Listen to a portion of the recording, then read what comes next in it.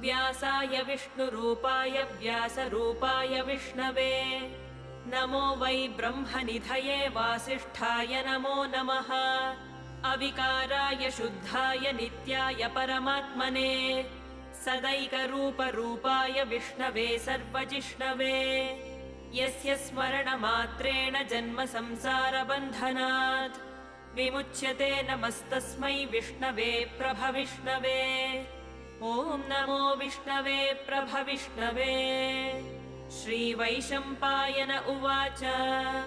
श्रुत्वा धर्मानशेषेण पावनानि च सर्वशः युधिष्ठिरः शान्तनवं पुनरेवाभ्यभाषत श्रीयुधिष्ठिर उवाच किमेकं दैवतल्लोके किं वाप्येकं परायणम् स्तुवन्तः कङ्कमर्चन्तः प्राप्नुयुर्मानवाः शुभम्।